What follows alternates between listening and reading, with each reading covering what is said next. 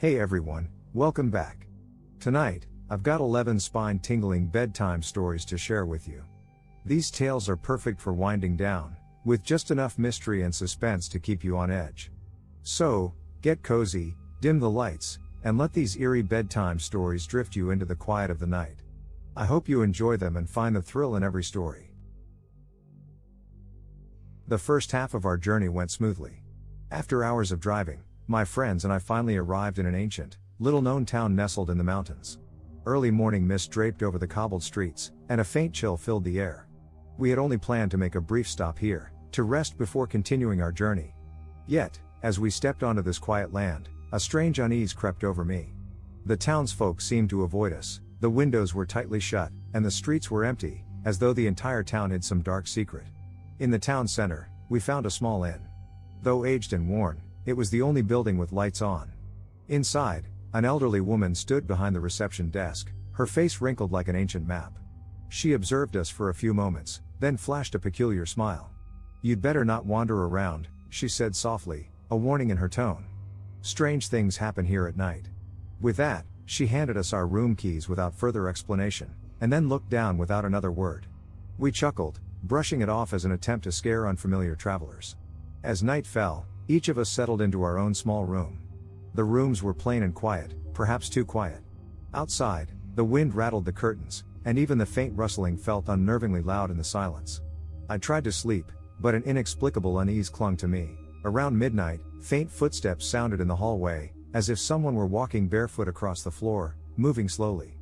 The steps drifted closer and then faded, as though pausing outside each door. I held my breath, straining to hear more clearly.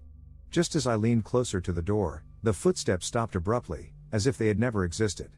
The next morning, we gathered to discuss the strange events of the night. Everyone seemed to have heard the footsteps, and some even mentioned whispers, like people murmuring just out of earshot. We tried to ask the innkeeper, but she merely gave us an innocent smile, saying, "You must be tired. You probably imagined it." Unconvinced but with no other explanation, we decided to explore the town for answers. Walking down the narrow cobblestone alleys, it felt as if the buildings were watching us. A wrinkled old woman stood at her door, coldly observing us, her gaze full of suspicion.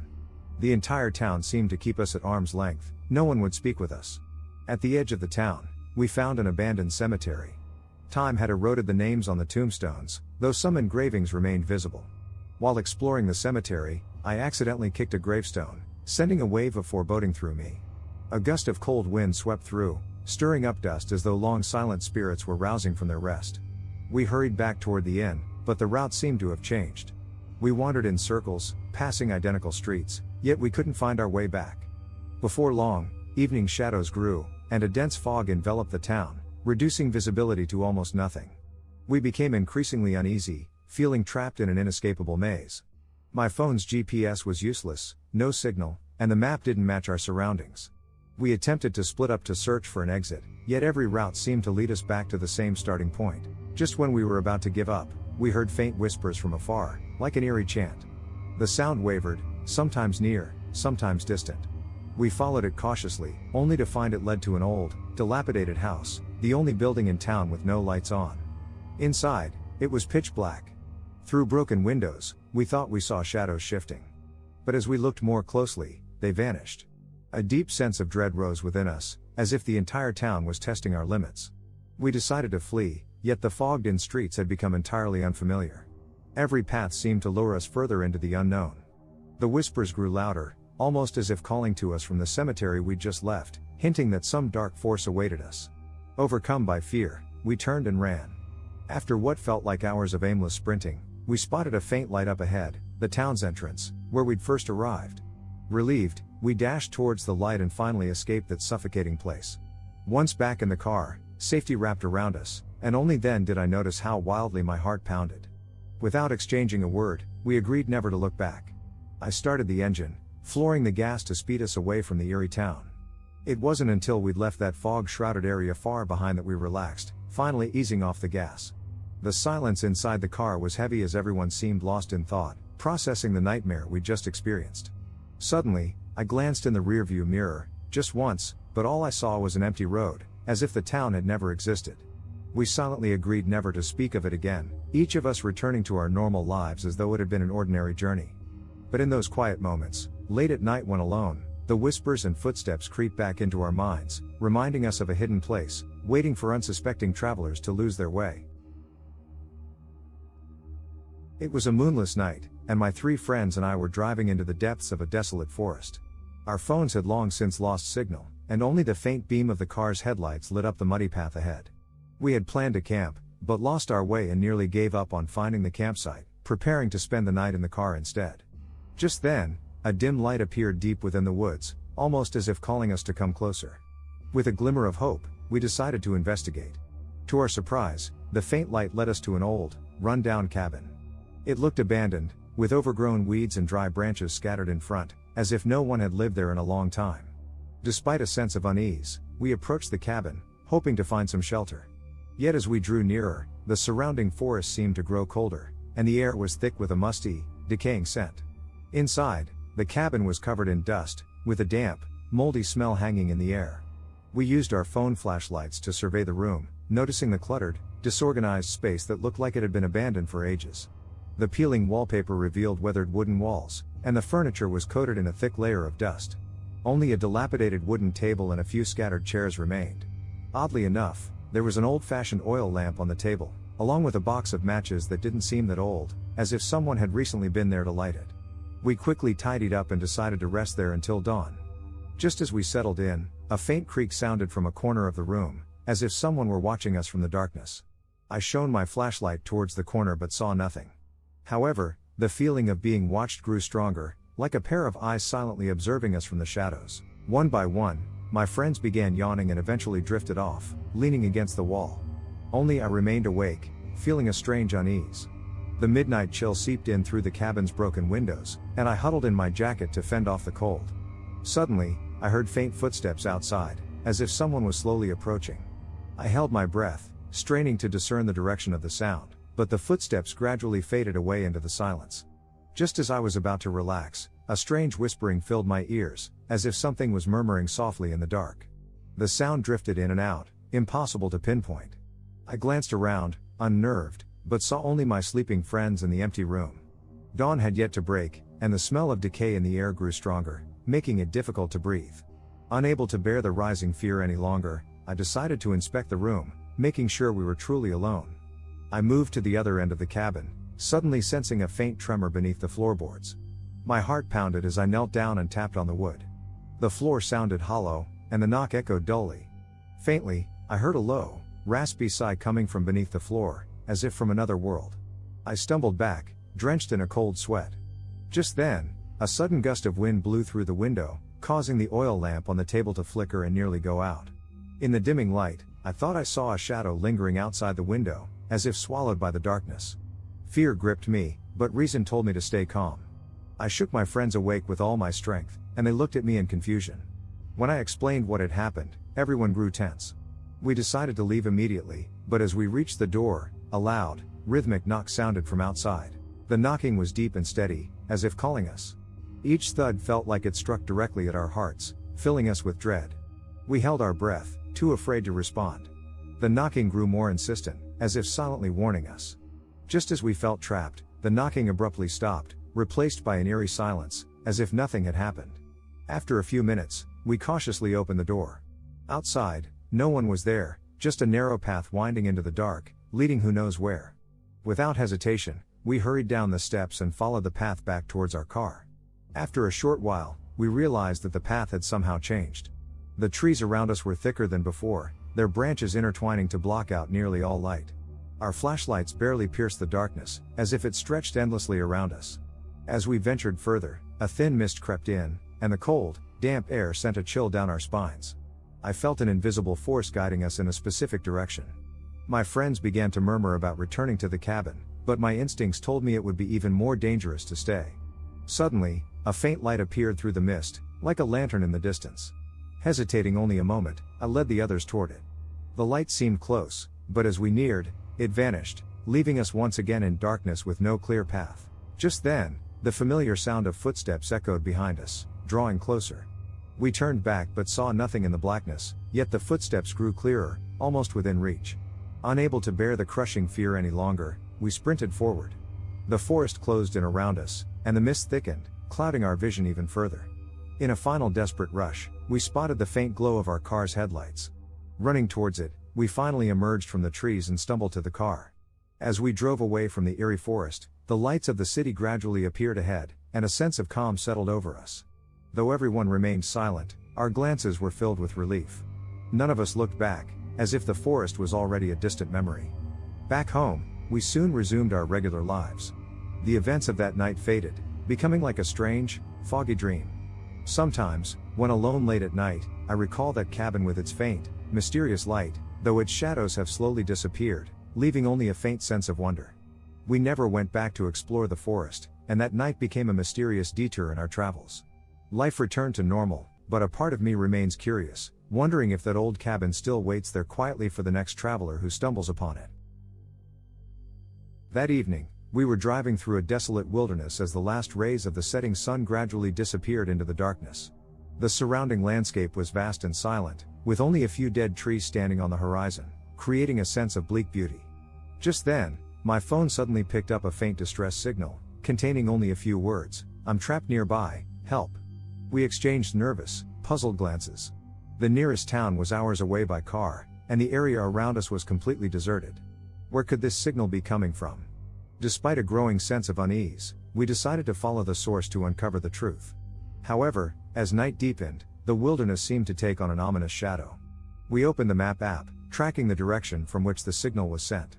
Strangely, this wilderness wasn't supposed to have any signs of human life, and there were no buildings marked on the map. Yet, the distress signal grew stronger, seemingly just ahead. The car moved slowly in the direction of the signal, and an atmosphere of tension filled the cabin. With the sun fully set, darkness blanketed everything around us, and our headlights became the only source of light, illuminating the silent wilderness before us. A few minutes later, we came across a small path partially hidden by overgrown grass, looking as if few had ventured down it. Driven by a mix of curiosity and a faint hope, we decided to follow this narrow road, hoping to find the source of the signal. As the car crept forward down the path, the scenery grew increasingly desolate, with the surrounding plants casting eerie shadows in the dark. Before long, we arrived at the end of the road, where an abandoned campsite lay. A few dilapidated tents were scattered around, and the ground bore signs of a hasty departure. We got out, turned on our flashlights, and cautiously began inspecting the area. The ground was littered with old personal items, a discarded water bottle, a torn sleeping bag, and a few scraps of paper with indecipherable writing, as if left in a hurried message. I picked up one of the papers and saw some hastily scrawled words: "We shouldn't have come here. No one can escape." A chill ran down my spine, and I felt a growing sense of unease. My friends, too, were examining the scattered items, gradually sensing that something unsettling had occurred here.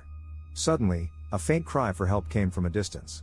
We exchanged looks, feeling both confused and frightened.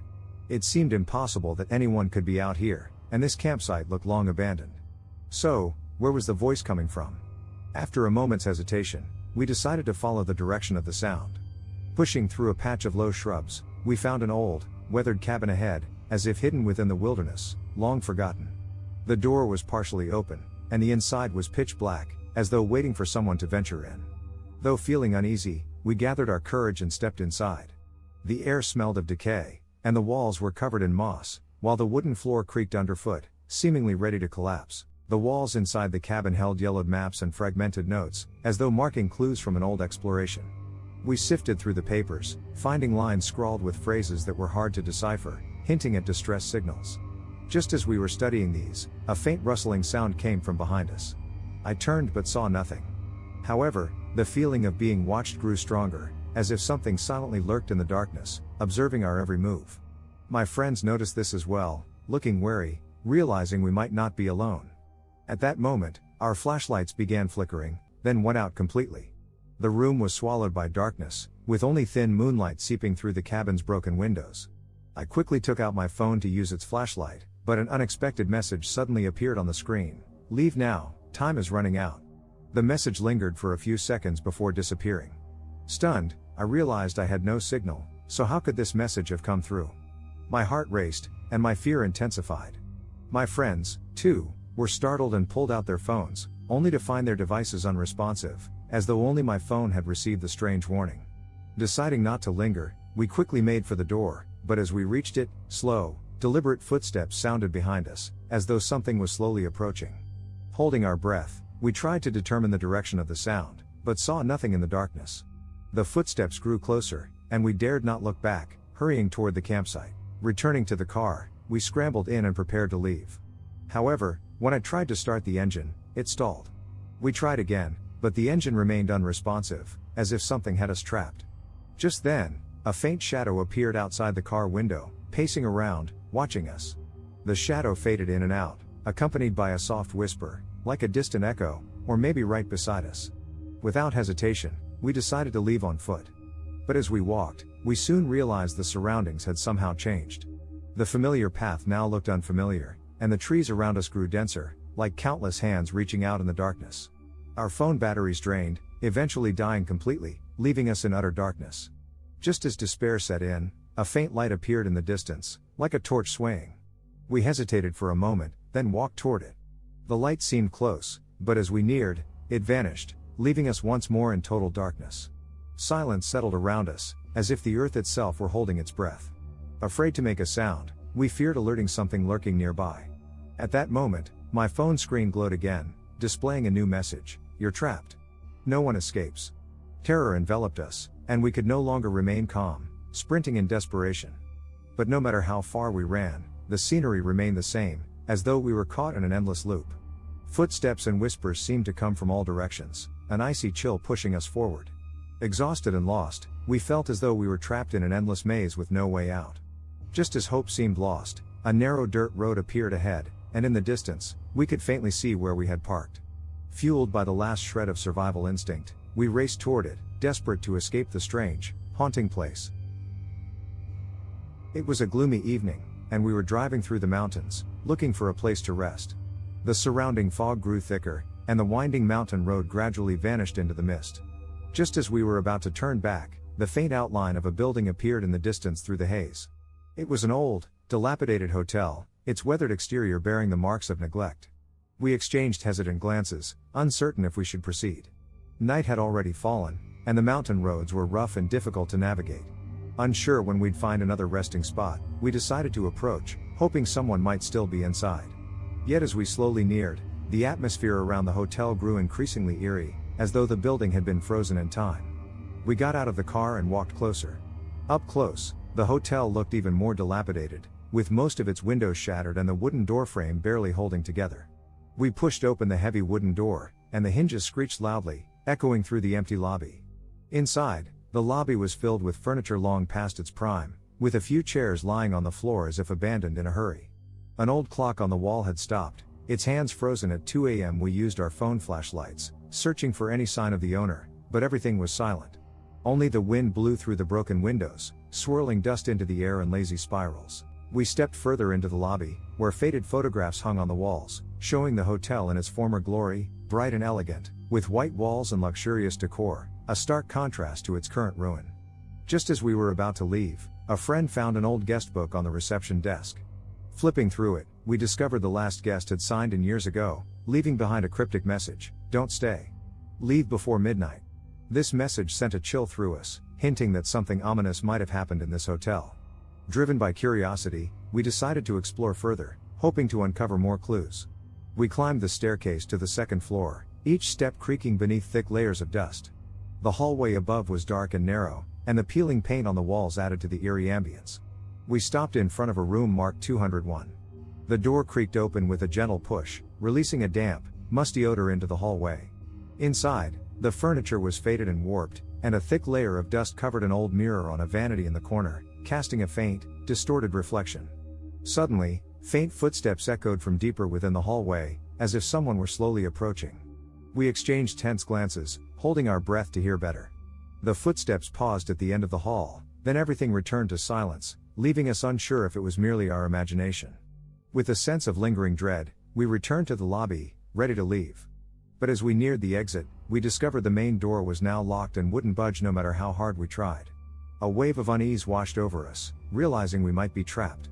Just as we tried to climb out a window, we thought we saw a blurry face outside, staring blankly back at us. We quickly retreated into the lobby, discussing how to escape this strange place.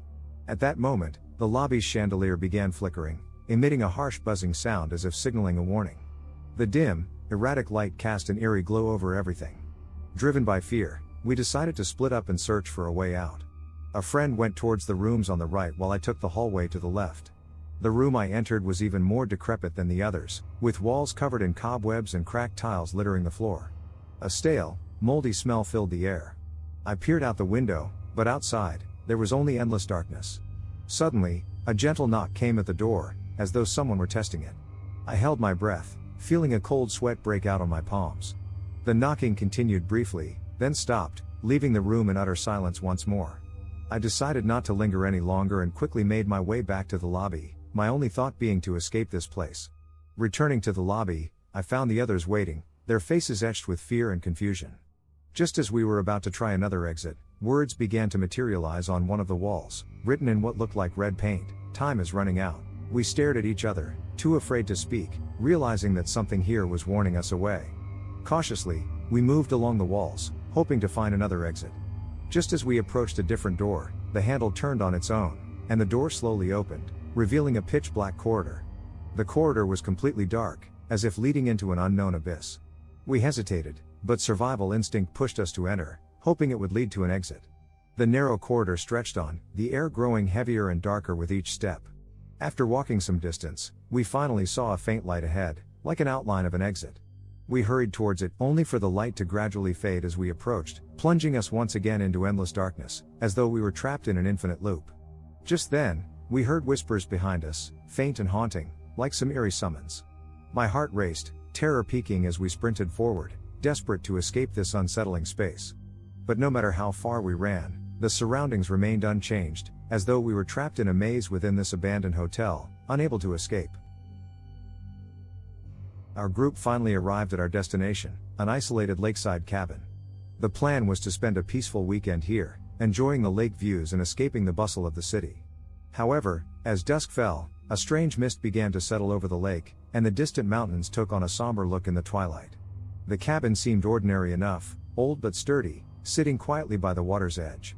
Yet, when its reflection appeared on the lake's surface, there was a subtle sense of disquiet, as if the cabin's image in the water were silently watching us. Despite a slight unease, we entered the cabin and set down our belongings.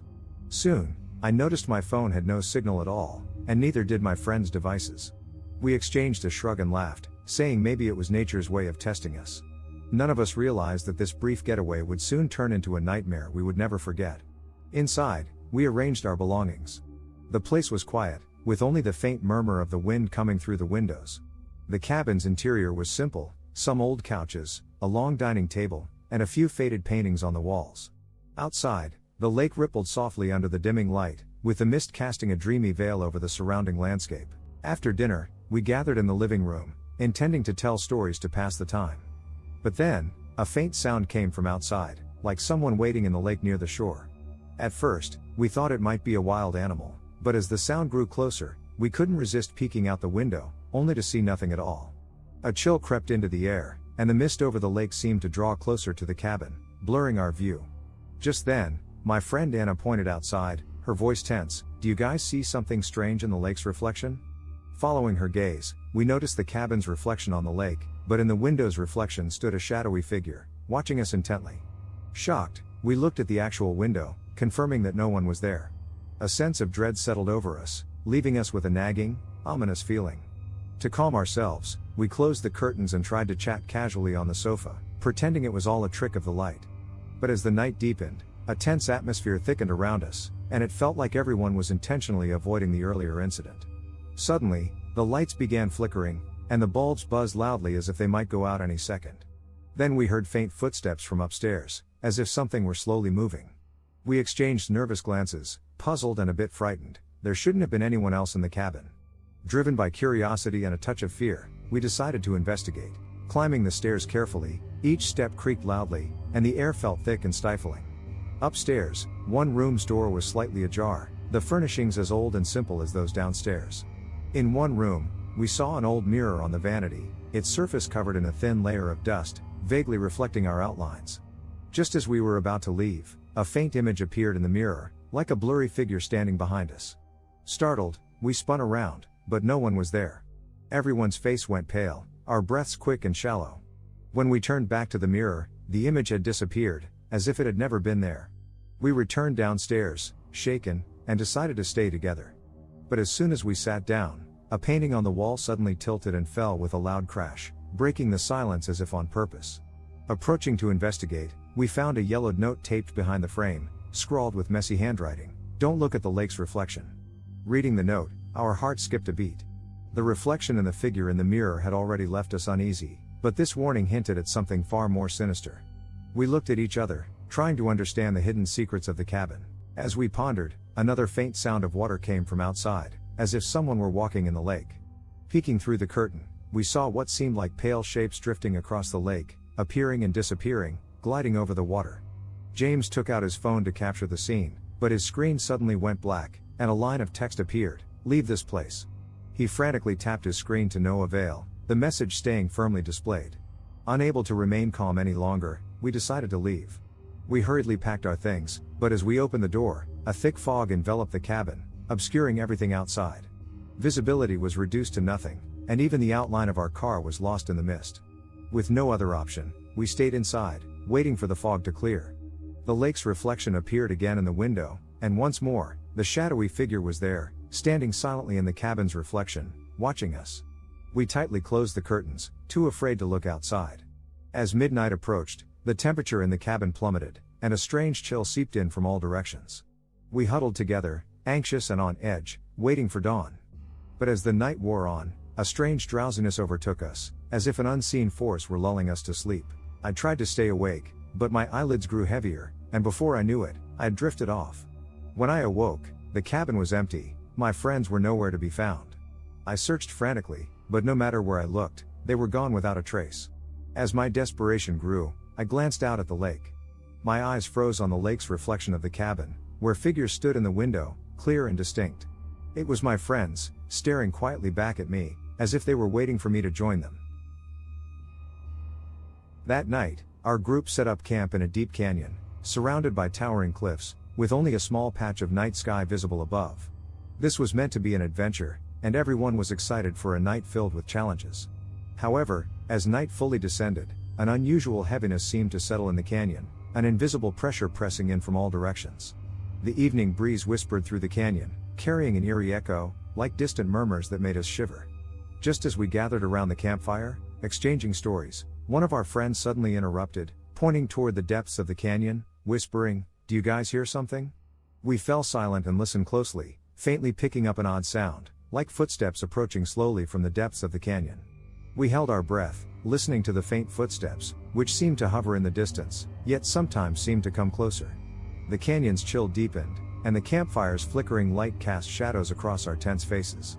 James murmured, "Maybe it's just the wind echoing in the canyon," though even he sounded unsure. After a few minutes, the footsteps faded away, and we tried to relax, resuming our conversations. But within minutes, that strange sound returned, this time clearer, as if it were much closer. It sounded like rocks tumbling to the ground, followed by a faint rustling, as if something was slowly moving. We glanced nervously into the canyon's depths, but the darkness concealed everything. The air around the campfire felt thick, and no one dared to make a sound, afraid of drawing attention. Suddenly, a faint light appeared far in the distance, flickering as though someone in the canyon depths was holding a lantern, dimly signaling for us to approach. Curious but wary, we decided to send 2 people to investigate. James and Anna volunteered, taking flashlights and moving cautiously toward the light. The rest of us waited by the campfire, anxiety growing in the silence as their footsteps faded into the distance. Minutes passed with no sign of their return. As time ticked by, we grew uneasy. Just as we were debating whether to go after them, a shout suddenly echoed through the canyon. It was James, his voice urgent, yelling, "Run!" We exchanged frightened glances, but his tone made it clear, we had to leave immediately. We hurriedly gathered our things to leave, but just then, a low, mournful wail drifted through the canyon. It could have been the wind, or maybe the cry of some unknown creature. The sound was distant yet haunting, sending chills down our spines. Along with the eerie wail, shadows began to emerge on the canyon walls, vague, humanoid shapes, with no faces, like silent observers watching our every move. Suddenly, James and Anna appeared, faces pale with fear as they ran back to camp, gasping for breath. They stammered, "We have to go now. There's Something in the canyon. We can't stay here. James's words snapped us out of any last remaining doubts, and we quickly packed up to leave. As we retraced our steps, we found that the canyon's layout had somehow changed. The familiar path was now veiled in a strange mist, and the cliffs around us appeared altered, as if guiding us further into the canyon. We took out our phones to check the map, only to discover that none of our devices would turn on, as if some unseen force had blocked all signals. In the darkness, we pressed forward with only the faint glow of our flashlights. As we ventured deeper, the temperature dropped, and the air grew damp and chilling. We could hear faint, rustling sounds all around us, as if someone or something was walking silently beside us. Every step we took felt watched by an unseen presence behind us, making our skin crawl. Finally, we paused near a narrow passage, searching for an escape route. Just then, faint writing appeared on the canyon walls on either side of us, like warnings scrawled in blood. "Leave this place. Don't look back." Our faces went pale, and we slowed our steps, each footfall feeling like a trespass on forbidden ground. James glanced over his shoulder, pointing behind us, whispering, "Something's following us." We turned, but saw only the dense mist shrouding our trail. Yet, the feeling of being followed grew stronger, as if something was silently closing in. After what felt like hours of running, we finally emerged into a clearing, the silence unnerving. Just then, an eerie laughter pierced the air, distant yet chilling, echoing from the depths of the canyon and whispering in our ears. Our hearts pounded, fear seizing us completely. Driven by terror, we no longer cared about finding the right path and simply sprinted forward, desperate to escape. The laughter and footsteps followed, as if the canyon itself were holding us back. After an endless stretch, we finally saw a faint light in the distance, the direction of the canyon's entrance. As we reached that faint light, hope surged within us, and we quickened our pace. The moment we burst out of the canyon, all sound ceased, as if the canyon had never made a sound. The silence was overwhelming, with only the moonlight illuminating the canyon entrance and casting our disheveled shadows. Outside the canyon, we gasped for breath, glancing at each other with a shared sense of relief. Looking back at the canyon entrance, darkness had swallowed it whole, leaving no trace of where we'd come from, as if the place had never existed. We didn't look back again, hurrying to our car and speeding away. The drive was silent, each of us processing the horror we had just experienced. Back home, life gradually returned to normal, but I often found myself thinking about that deep canyon and the shapes that had pursued us in the night. Sometimes, in the stillness of night, I hear the faint echo of footsteps and distant laughter, as if reminding me that the forgotten canyon waits for its next unwitting travelers. As we neared the vehicle, I suddenly received a message from an unknown number. "Help me." The message was brief but chilling. We exchanged nervous looks, and a friend asked anxiously, "Did any of you get that message too?" Everyone checked their phones, but it seemed I was the only one. I tried calling back, but all I could hear was static, no voice at all. We decided to step out and investigate the old car. The cold night air was sharper, and everything was eerily quiet, except for the occasional whisper of wind. We approached cautiously and found papers scattered on the seats along with a few blurred photos. The photos showed a small cabin and some shadowy figures with their faces scratched out, as if deliberately obscured. As we examined the photos, I suddenly heard the sound of slow, heavy footsteps approaching from the distance. We turned, but the darkness revealed nothing. Heart racing, we decided it was time to leave and hurried back to our car. But just as I started the engine, I glanced in the rearview mirror and saw a shadowy figure standing at the rear of the car, watching us silently. I stared in terror, but when I turned around, there was no one there. My friends were equally shaken, urging me to drive away quickly. We sped down the deserted road, the darkness thickening around us like fog. The faster we went, the more frequent the shadows appeared in the headlights, sometimes waving by the roadside, sometimes a blurry face at the window, and even figures briefly beside the car. Anna, nearly in tears, whispered, "Why can't we shake him?" It was a pitch-dark night as we drove along a deserted highway, surrounded only by desolate plains and an occasional cold breeze. The road stretched endlessly into the darkness, with the car's headlights illuminating the silent path ahead. Suddenly, our headlights caught a faint silhouette by the roadside, a figure standing there, as if gesturing for a ride. We exchanged uneasy glances, a strange feeling of doubt rising within us. We were miles from the nearest town. Who would be waiting alone in this wilderness at night? Although a sense of unease crept over us, we decided to slow down and approach, thinking they might need help. But as we got closer, the figure seemed to drift slowly away, gradually disappearing into the darkness. We continued cautiously, trying to make out the figure's outline. The beam of the headlights swept across, but he always seemed to stay just outside the light, appearing and vanishing like a mirage. A friend muttered under his breath, "Maybe it's just a sign or a shadow." But I wasn't so sure. I had clearly seen the gesture. We sped past the spot, but the feeling of being watched lingered. After a few more miles, we saw an old, battered car parked by the side of the road, its window rolled down, but no one was inside. Its headlights flickered a few times and then went dark, as if it were waiting for us. We slowed down, approaching hesitantly, wanting to check if it had been abandoned. We stared, and just as suddenly, the figure vanished, as if it had never been there. A low, mocking laugh echoed from the corner, as though something hidden in the darkness was amused by our arrival. We couldn't stay any longer and bolted from the cabin, racing back to the car. Once inside, we sped down the road, not stopping until we'd left the area far behind. After a few miles, Anna suddenly whispered, "Did you guys notice?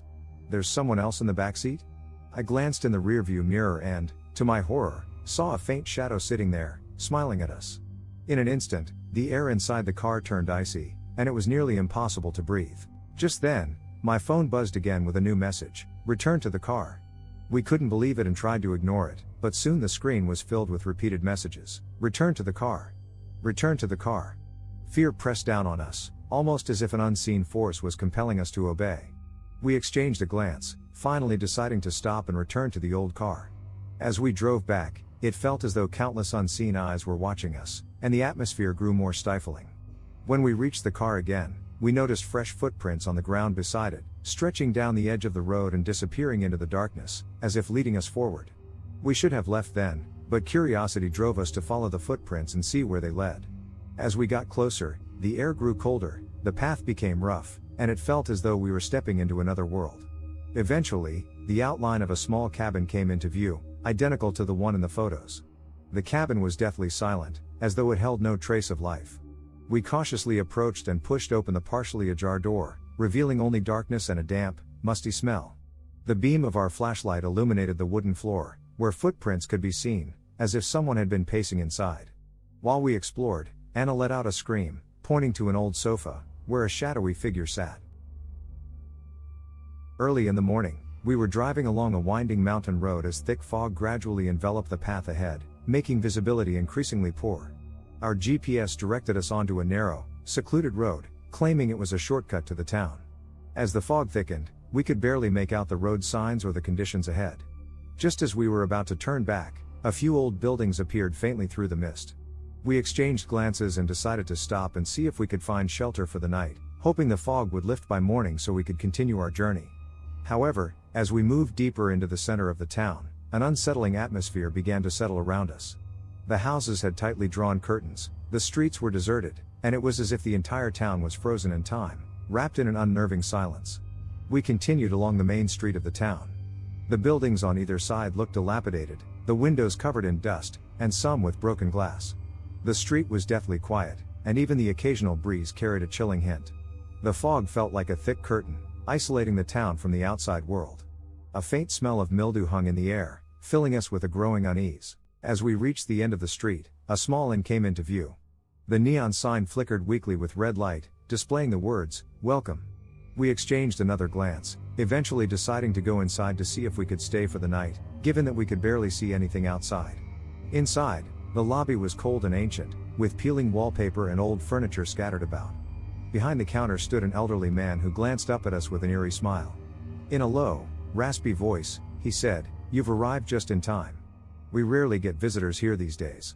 His tone was heavy, as if untouched by the outside world for ages.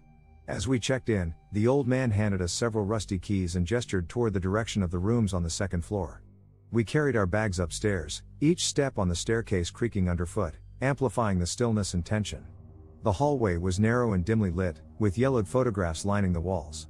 The people in the photos had indistinct faces, as though they were residents from the town's past. Inside our room, I found the furnishings to be simple and worn, with the only window fogged over so thickly that it was impossible to see outside. There was an old mirror in the room, with a darkened surface that reflected blurry images. After putting down our bags, we gathered in the room to discuss the night's plan. We all agreed that in such weather, we had no choice but to wait for the fog to clear before leaving. As we began to relax, faint footsteps echoed down the hallway, slow and heavy, as if someone was pacing back and forth. We reassured each other, thinking it must be another guest, but a lingering sense of unease remained. After a while, the footsteps faded, and we tried to calm ourselves. In the dead of night, the inn fell into complete silence, and the fog outside seemed to grow denser, as if wrapping the entire town in an endless darkness. I tried to sleep, but an inexplicable unease lingered. Just as I was drifting off, a gentle knock came from the door. The sound was slow and rhythmic, as if testing our response. I woke up the others, and we held our breath, trying to determine the source of the knock. But as we crept closer to the door, the knocking abruptly stopped. We exchanged fearful, puzzled glances, too afraid to open the door and check. A few minutes later, silence returned, broken only by a low humming noise from downstairs, like distant whispering that we couldn't quite make out. We ultimately decided to ignore it and try to get some sleep until daylight. The next morning, the sky was still gray, with the town shrouded in thick fog, making it hard to tell if it was even daytime. We went downstairs to check out, but the lobby was empty. The elderly man from the previous night was nowhere to be found. We called out, but the entire inn was eerily silent, as if we were the only ones left. At the front desk, we decided to leave our keys and go. But we noticed an old guest book on the counter. Flipping it open, we were startled to see our names written there, along with that day's date, though we had checked in the night before. Even more disturbing, beneath our names was a list of guests from decades past, each marked with the words "never checked out." A chill crept over us, and we decided to leave immediately. However, when we opened the inn's door, we froze in shock. Outside was not the town's main street, but a broken cobblestone path leading into the fog, seemingly stretching endlessly. We hesitated, uncertain, but an invisible force seemed to press us forward, compelling us to leave the inn. Helpless, we followed the cobblestone path, with the fog closing in, making it almost impossible to breathe. After walking a long way, the outlines of old houses began to emerge, with faint lights glowing within, as if someone were waiting for us. Approaching one of the dilapidated houses, we peeked through a crack in the door. Inside was a long dining table, set with old, dusty dinnerware and remnants of dried food. The walls displayed faded photographs, with the same indistinct figures as the ones in the inn's hallway. Just as we turned to leave, a raspy laugh sounded from the corner, as if someone hidden in the shadows was mocking our arrival. At the front desk, we decided to leave our keys and go. But we noticed an old guest book on the counter. Flipping it open, we were startled to see our names written there, along with that day's date, though we had checked in the night before. Even more disturbing, beneath our names was a list of guests from decades past, each marked with the words "never checked out." A chill crept over us, and we decided to leave immediately. However, when we opened the inn's door, we froze in shock. Outside was not the town's main street, but a broken cobblestone path leading into the fog, seemingly stretching endlessly. We hesitated, uncertain, but an invisible force seemed to press us forward, compelling us to leave the inn. Helpless, we followed the cobblestone path, with the fog closing in, making it almost impossible to breathe. After walking a long way, the outlines of old houses began to emerge, with faint lights glowing within, as if someone were waiting for us. Approaching one of the dilapidated houses, we peeked through a crack in the door. Inside was a long dining table, set with old, dusty dinnerware and remnants of dried food. The walls displayed faded photographs, with the same indistinct figures as the ones in the inn's hallway. Just as we turned to leave, a raspy laugh sounded from the corner, as if someone hidden in the shadows was mocking our arrival. We quickly backed away, unwilling to linger any longer. However, the scene around us grew more and more obscure, as though we were trapped in an endless maze, returning to the same point no matter where we turned.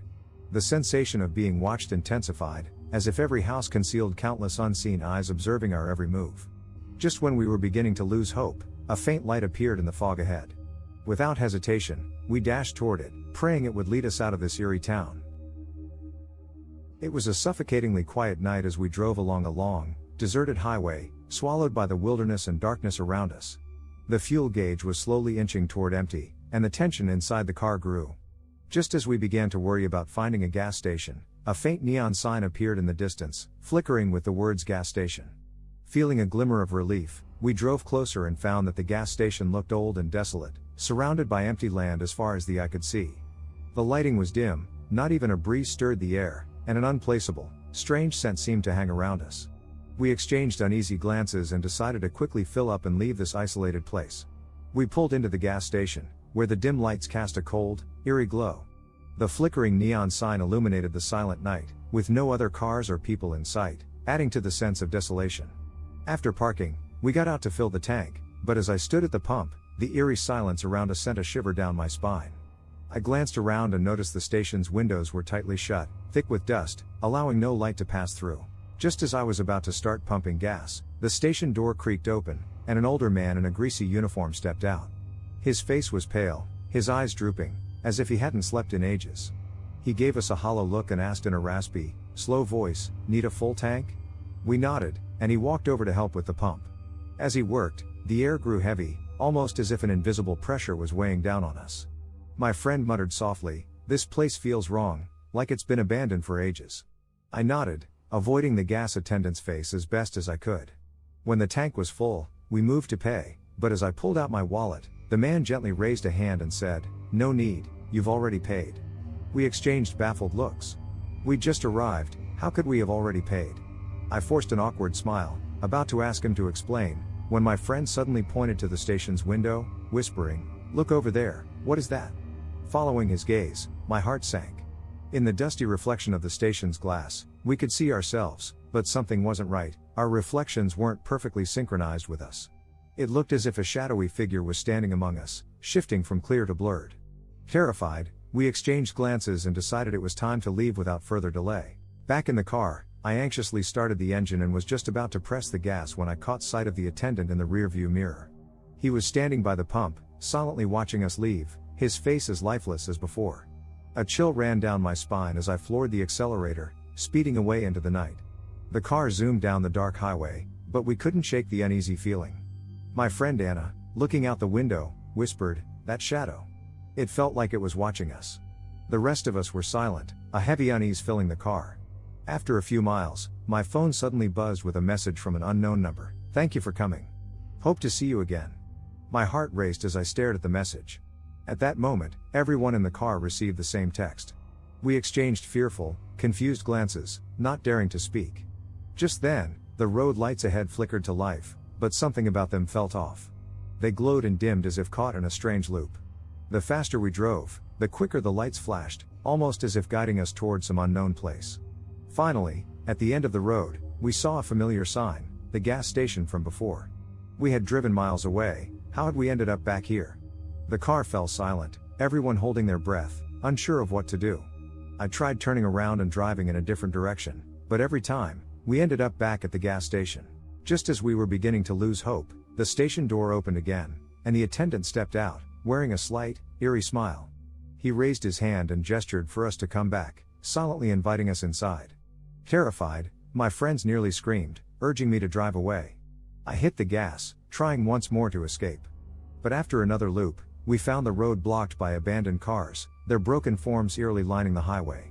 The air inside the car grew even heavier, an invisible weight pressing down on us. I instinctively slowed, my eyes scanning the abandoned cars. There were faint shadows moving inside some of them, but when I looked closer, there was nothing. We tried to drive around the cars, but the road lights behind us gradually turned off, and darkness began to engulf us. Just then, my friend whispered, panic-stricken, "There's something following us." I glanced in the rearview mirror, and my heart skipped a beat. A shadowy figure had appeared in the back seat, staring at us silently, wearing an unsettling smile. Without hesitation, I hit the gas, desperate to outrun whatever was following us. But no matter how fast we went, the figure remained, as if bound to the car. Gradually, our vision started to blur, and the surroundings twisted and distorted, trapping us in what felt like an endless loop. On the brink of despair, we saw the neon sign of the gas station once again. Its faint glow seemed to beckon us. Exhausted, terrified, and hopeless, we had no idea if we'd ever escape this strange wilderness. We stopped the car, staring at the gas station in resignation. Though terrified, we had no choice but to enter the station once more. As soon as we parked, the attendant stepped out with the same eerie smile, standing by the pump. In a low voice, he said, "I knew you'd be back." No one spoke. We were frozen in place, trapped in an invisible grip. Then, he raised a hand and pointed behind us. Instinctively, I looked in the mirror to see shadowy figures seated in the back of the car, gazing at us with hollow smiles, as if they had been waiting for us to join them. I couldn't take it anymore. Desperately, I tried to open the door to escape, but the car wouldn't budge, as though locked in place. I heard the attendant's low voice in my ear, "Welcome. You're part of this journey forever now." The lights around us slowly faded, and darkness swallowed everything. When I regained awareness, there was nothing left but the endless night, and in the silence, I could still hear his eerie laughter, welcoming us as permanent residents of this desolate place. It was late at night, and the darkness outside the car windows was thick like ink. There were almost no streetlights along the highway, only the headlights cut a narrow path through the endless black. As we drove along the desolate road, a faint figure appeared on the shoulder up ahead, seemingly waving for us to come closer.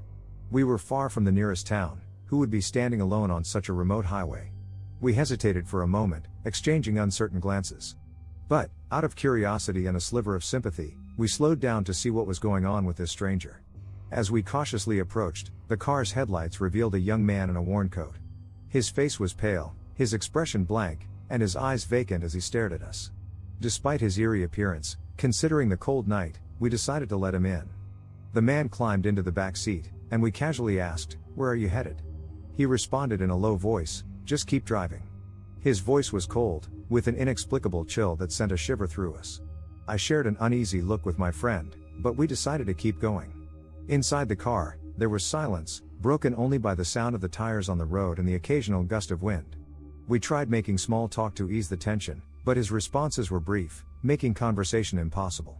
Eventually, we chose to stay silent, driving forward in the darkness. It's hard to tell how long we drove, but the road gradually became shrouded in mist, and visibility grew hazy. Just then, the man suddenly spoke, his voice chilling, "You'd be better off not looking back." His tone sent a cold fear through me, and we all froze. My friend seemed curious, almost tempted to turn and look, but I stopped him, whispering, "Ignore him. Just keep driving." The atmosphere grew even more eerie as we focused on the road ahead, avoiding the rearview mirror. But as the night wore on, I started to feel like we weren't alone in the back seat. Glancing occasionally in the mirror, I thought I saw other blurry figures next to the man, appearing and vanishing, shifting closer to him. Despite my fear, I forced myself to focus on driving, trying to ignore these unsettling illusions. In this oppressive silence, we kept driving. The night mist thickened, surrounding the car in an invisible darkness. Suddenly, the man spoke again, his voice low and raspy. "Did you know that people have disappeared on this road?" My heart skipped a beat. My friend asked quietly, "Disappeared? What kind of people?" The man fell silent for a moment, then gave a faint, almost imperceptible smile, replying, "People like you, driving this road at night." And then, they were never found again. We shivered. My friend's face turned pale as he realized something was very wrong. I struggled to stay calm, but the unease inside me kept building. Just then, my phone buzzed with a message from an unknown number, containing only one line, "Don't stop." I glanced at my friend, who had also received the same message on his phone. We exchanged terrified glances, and none of us dared to speak. Instinctively, I sped up, hoping to escape this strange place. But it was as if the man sensed our intent.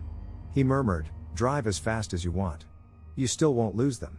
At that moment, the temperature in the car seemed to drop sharply, and more blurred shapes appeared in the rearview mirror, several figures crowded together in the back, staring at us without expression.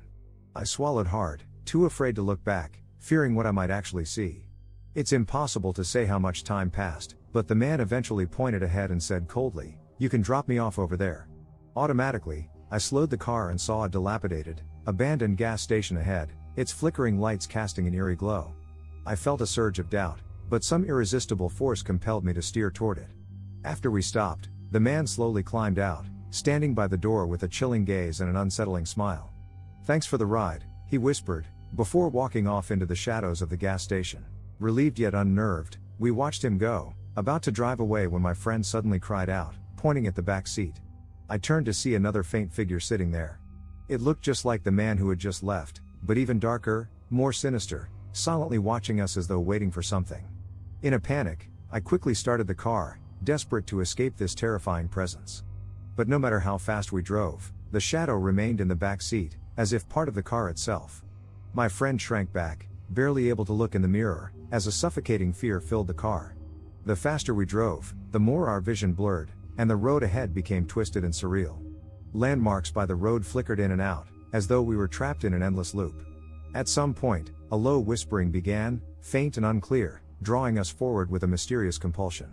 Finally, when we were close to despair, the gas station appeared again in the darkness ahead. Though we had driven so far, how could we have ended up back here? The car fell silent, and everyone held their breath, dread filling the air. I dared not look behind, but a single thought filled my mind: can we escape this endless cycle? Resigned, we pulled up at the familiar gas station, despair gripping us as we parked.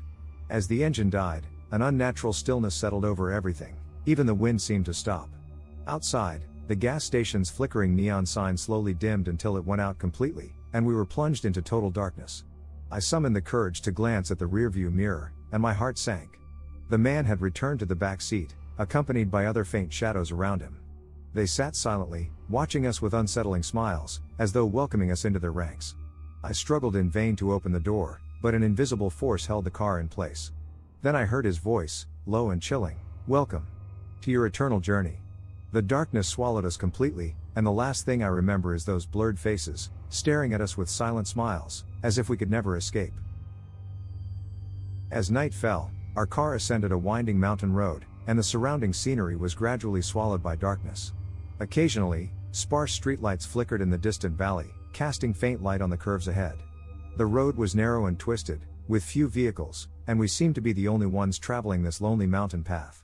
As we cautiously drove on, the GPS suddenly gave a new direction, guiding us onto a narrow side road labeled as the fastest route. Curious and trusting, we decided to follow its guidance, never imagining that this choice would lead us into a terrifying unknown. Following the GPS instructions, we turned onto the narrow path, and soon the surrounding trees grew denser, their shadows overlapping to nearly obscure the sky, even blocking the moonlight. The headlights cut a lonely beam through the darkness as we drove in near silence, interrupted only by the occasional crunch of the tires or the soft rustling of leaves in the wind. Gradually, I began to sense something strange about the road, its uneven surface, scattered stones, and even some abandoned roadblocks and rusty signs. My friend whispered nervously, asking if we should keep going, as the road seemed like it hadn't been used in a long time. I hesitated briefly, checked the GPS, and saw that it still marked our route as the shortest path. So, instinctively, I continued forward. After another stretch, the GPS suddenly displayed signal lost, and the map turned blank.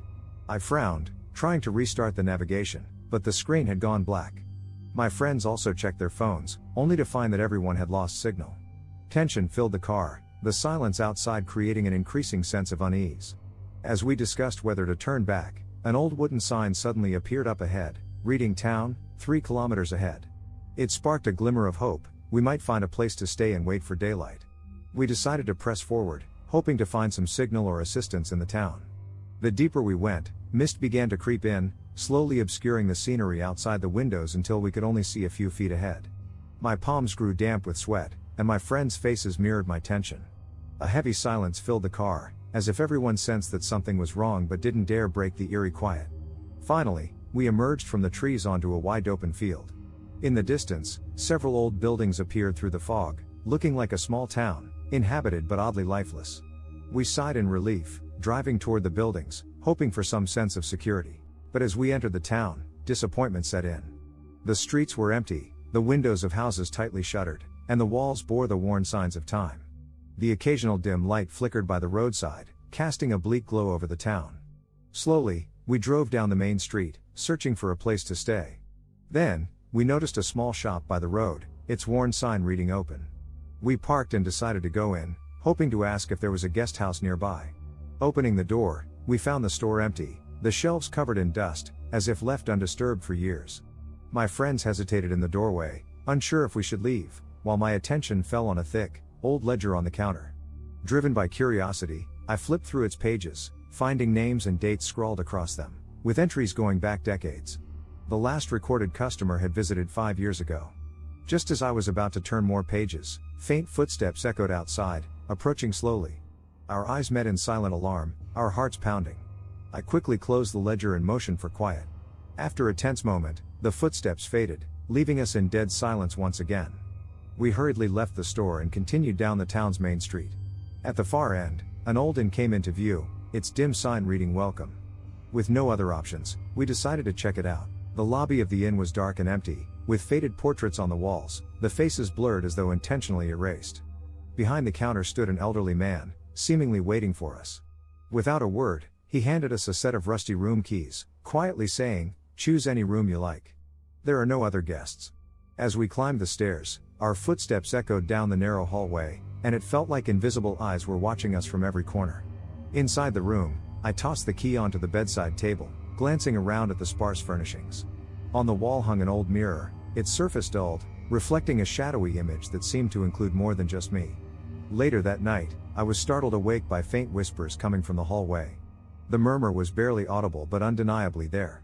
My heart pounded as I listened, and finally, summoning courage, I opened the door, but the hallway was empty. Only the faded portraits seemed to gaze back at me, holding some hidden secret. Returning to the room, I found that my key was missing from the table. In its place lay a yellowed note that read, "Do not look back." I swallowed hard, trying to convince myself it was just a trick of the mind, but the sense of unease grew stronger. My friends, too, were gradually waking, each discovering similar notes in their rooms, as if receiving an unspoken warning. Determined to leave, we gathered downstairs, ready to escape this strange town. But as we stepped out of the inn, the sight before us made us gasp. Where the familiar street had been was now a shadowed landscape, cloaked in thick fog, stretching endlessly without an exit. With no other choice, we retreated to the inn, hoping to wait out the night. But dawn never came, and the fog only thickened, trapping the town in endless darkness. Every attempt to leave seemed thwarted by an unseen force that pulled us back, as if the town itself had become an inescapable maze, waiting to ensnare us forever. Exhausted and desperate, we returned to the lobby, where an oppressive weight seemed to press down on us, making it hard to breathe. Suddenly, the inn's door creaked open, and we turned to see the elderly man at the entrance, a strange smile on his face. "You're our eternal guests now," he said quietly. We froze, drenched in cold sweat, unable to move a muscle. The lights around us flickered, and shadows gathered in the corners of the room, drawing closer. My friend gripped my hand tightly, her voice trembling. "Can we ever leave?" The man shook his head slightly, his smile widening. "Time here has long since stopped. Those who stay never leave." The darkness swallowed us whole, and the last faint lights went out. In the silence that followed, I could hear the faint whispers and laughter around us, as if the town's residents were welcoming us into their ranks. In the end, everything fell into endless silence and shadow, as if we had never existed at all.